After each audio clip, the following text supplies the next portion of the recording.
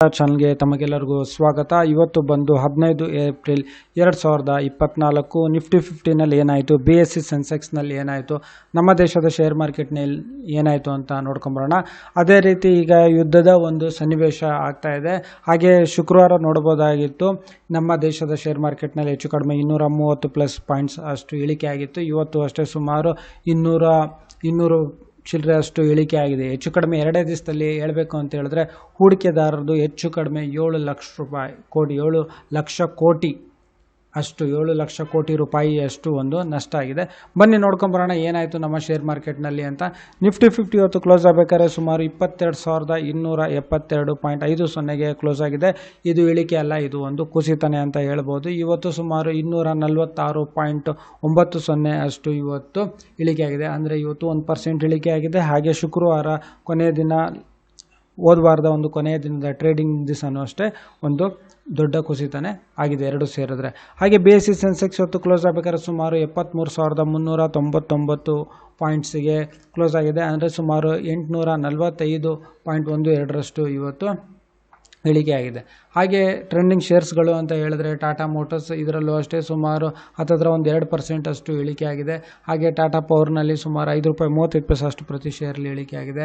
ಹಾಗೆ ಭಾರತೀಯ ಎಕ್ಸಾಕಾಮ್ನಲ್ಲೂ ಅಷ್ಟೇ ಸುಮಾರು ₹7.20 ಅಷ್ಟು ಇವತ್ತು ಇಳಿಕೆ ಆಗಿದೆ. ಹಾಗೆ ಟಾಟಾ ಸ್ಟೀಲ್, ಹಾಗೆ ಇಂಡಿಯನ್ ರಿನ್ಯೂವಬಲ್ ಎನರ್ಜಿನಲ್ಲೂ ಕೂಡ ಅಷ್ಟೇ ಸುಮಾರು 5% ಅಷ್ಟು ಇವತ್ತು ಇಳಿಕೆ ಆಗಿದೆ. ಇದೆಲ್ಲ ಟ್ರೆಂಡಿಂಗ್ ಶೇರ್ಸ್ಗಳು. ಹಾಗೆ ವೇದಾಂತನೂ ಅಷ್ಟೇ ಒಂದು ಒಳ್ಳೆಯ ಟ್ರೆಂಡಿಂಗ್ನಲ್ಲಿ ಬಂದಿತ್ತು. ಇದು ಅಷ್ಟೇ ಇವತ್ತು ಸುಮಾರು ₹2.40 ಅಷ್ಟು ಇಳಿಕೆ ಆಗಿದೆ. ಹಾಗೆ ನಮ್ಮ ಶೇರ್ ಮಾರ್ಕೆಟ್ನಲ್ಲಿ ನಿಫ್ಟಿ 50ನಲ್ಲಿ ಹೆಚ್ಚು ಕಡಿಮೆ ಎಲ್ಲ ಕಂಪ್ನಿಗಳಲ್ಲೂ ಹೆಚ್ಚು ಕಡಿಮೆ ಇಳಿಕೆ ಆಗಿದೆ. ಕೆಲವು ಕಂಪ್ನಿಗಳಲ್ಲಿ ಒಂದು ಸ್ವಲ್ಪ ಏರಿಕೆ ಆಗಿದೆ.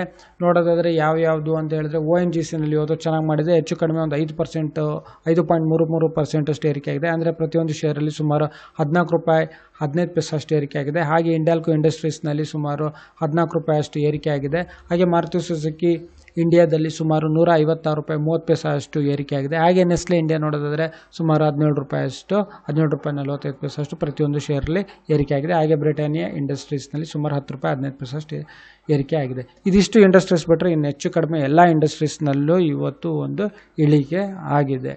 ಹಾಗೆ ಅದಾನಿ ಅವ್ರದ್ದು ಅಂಬುಜಾ ಸಿಮೆಂಟ್ಸ್ ಅಂತ ಇದೆ, ಅದು ಗೊತ್ತಿರಬೇಕು ನಿಮಗೆಲ್ಲರಿಗೂ. ಅದು ಮತ್ತು ಮೈ ಹೋಮ್ ಗ್ರೂಪ್ ಒಂದು ಸಿಮೆಂಟ್ ಇದಿದೆ ಯೂನಿಟ್, ಗ್ರೈಂಡಿಂಗ್ ಯೂನಿಟ್ ತಮಿಳುನಾಡಲ್ಲಿ.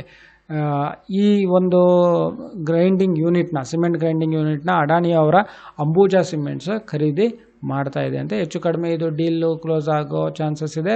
ಹೆಚ್ಚು ಕಡಿಮೆ 413.75 ಕೋಟಿ ರೂಪಾಯಿಗೆ ಇದು ಕ್ಲೋಸ್ ಆಗೋ ಚಾನ್ಸಸ್ ಇದೆ. ನೋಡ್ಬೋದು ಹೆಂಗೆ ಡಿಮ್ಯಾಂಡ್ ಜಾಸ್ತಿ ಆಗುತ್ತಾ ಅಥವಾ ಅಂಬುಜಾ ಸಿಮೆಂಟ್ಸ್ದು ಹೆಚ್ಚು ಕಡಿಮೆ ಸ್ವಲ್ಪ ಶೇರ್ಸ್ ಏರಿಕೆ ಆಗಿತ್ತು, ಇಳಿಕೆಯಾಗಿ ಮತ್ತೆ ಏರಿಕೆ ಆಗಿತ್ತು. ನೋಡಬೇಕು ಇನ್ನು ಮುಂದೆ ಏನಾಗುತ್ತೋ ಅಂತ. ಅದೇ ರೀತಿ ಟಾಟಾ ಕನ್ಸಲ್ಟೆನ್ಸಿ ಸರ್ವಿಸ್ TCS ಏನಿದೆ, ಶುಕ್ರವಾರ ಒಂದು ಬಿಡುಗಡೆ ಮಾಡಿದೆ. ಅದು ಈ ಒಂದು ಕ್ವಾರ್ಟರ್ನಲ್ಲಿ ಜನವರಿಯಿಂದ ಏನು March final quarter of financial year ಹಣಕಾಸು ವರ್ಷದ 2024 ಏನಿತ್ತು ಅದರಲ್ಲಿ ಸುಮಾರು 12,434 ಕೋಟಿ ರೂಪಾಯಿ ಅಷ್ಟು ಲಾಭ ಮಾಡಿದೆ ಅಂತ ಇದು ಬಿಟ್ಟಿದೆ. ನೋಡಬೇಕು ಇದಕ್ಕೂ ಒಂದು ಹೇಗೆ ಆಗುತ್ತೆ ಅಂತ. ಮತ್ತು ಇದು ಇನ್ನೊಂದು ಕಾದು ಕೂತ್ಕೊಳ್ಳೋದು ಅಂತ ಹೇಳಿದ್ರೆ ಇನ್ಫೋಸಿಸ್ ಏನು ಅದು Q4 ಕ್ವಾರ್ಟರ್ ಅಲ್ಲಿ ಏನು ಅಂದರೆ ಒಂದು ಹಣಕಾಸು ವರ್ಷದ ಕೊನೆಯ ಕ್ವಾರ್ಟರ್ನಲ್ಲಿ ಎಷ್ಟು ಅದು ಒಂದು ಪ್ರಾಫಿಟ್ ಅಥವಾ ಲಾಸ್ನ ಯಾವ ಥರ ರಿಪೋರ್ಟ್ ಮಾಡುತ್ತೆ ಅಂತ ಎಲ್ಲರೂ ಕಾದು ಕುಳಿತಿದ್ದಾರೆ. ಹಾಗೆ ನಮ್ಮ ಶೇರ್ ಮಾರ್ಕೆಟ್ನಲ್ಲಿ ಹೇಳಿದ ಹಾಗೆ ಶುಕ್ರವಾರ ಮತ್ತು ಇವತ್ತು ಸೋಮವಾರ, ಹೋದ ವಾರದ ಶುಕ್ರವಾರ ಮತ್ತು ಸೋಮವಾರ ಹೆಚ್ಚು ಕಡಿಮೆ ಅವತ್ತೂ ಅಷ್ಟೇ ಸುಮಾರು 1% ಹತ್ತಿರ ಅಷ್ಟು ಇಳಿದಿತ್ತು. ಇವತ್ತು ಅಷ್ಟೇ 1% ಇಳಿಕೆ ಆಗಿದೆ. ಎರಡೂ ಸೇರಿದ್ರೆ 2 ದಿವಸದ ಟ್ರೇಡಿಂಗ್ ಸೆಷನ್ಸ್ ಕೇಳಿದ್ರೆ ಹೆಚ್ಚು ಕಡಿಮೆ 7 ಲಕ್ಷ ಕೋಟಿ ರೂಪಾಯಿಯಷ್ಟು ನಷ್ಟ ಆಗಿದೆ ನಮ್ಮ ಶೇರ್ ಮಾರ್ಕೆಟ್ನಲ್ಲಿ. ಹೌದು, ಯುದ್ಧ ಅಂತ ಬಂದಾಗ ಏನಾಗುತ್ತೆ ಅಂತ ಹೇಳಿದ್ರೆ ಯಾವುದೇ ಒಂದು ಟ್ರಾನ್ಸ್ಪೋರ್ಟೇಷನ್ಸ್ ಇರ್ಬೋದು, ಯಾವುದೇ ಒಂದು ವ್ಯಾಪಾರ ಇರ್ಬೋದು, ಯಾವುದೇ ಒಂದು ಉದ್ಯಮ ಇರ್ಬೋದು, ಅದಕ್ಕೆ ಎಲ್ಲದಕ್ಕೂ ಒಂದು ಪ್ರಾಬ್ಲಮ್ ಶುರು ಆಗುತ್ತೆ. ಮೆಟಲ್ಸ್ಗಳು ಅಷ್ಟೇ ಮೂವ್ಮೆಂಟ್ ಕಡಿಮೆ ಆಗುತ್ತೆ. ಹಾಗೆ ಡಿಮ್ಯಾಂಡು ಜಾಸ್ತಿ ಆಗುತ್ತೆ. ಆಮೇಲೆ ಪ್ರಾಬ್ಲಮ್ಸ್ಗಳು ಕ್ರಿಯೇಟ್ ಆಗುತ್ತೆ.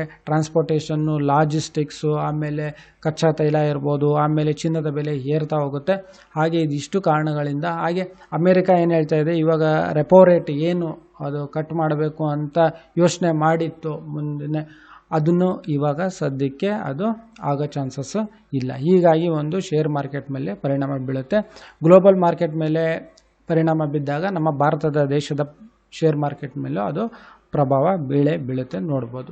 ಸೊ ಈ ವಿಡಿಯೋ ನೋಡೋದಕ್ಕೆ ತಮಗೆಲ್ಲರಿಗೂ ತುಂಬ ಧನ್ಯವಾದ. ದಯವಿಟ್ಟು ವಿಡಿಯೋನ ಲೈಕ್ ಮಾಡಿ, ಶೇರ್ ಮಾಡಿ, ಈ ಚಾನಲ್ನ ಸಬ್ಸ್ಕ್ರೈಬ್ ಮಾಡಿ. ತಮಗೆಲ್ಲರಿಗೂ ತುಂಬ ಧನ್ಯವಾದ.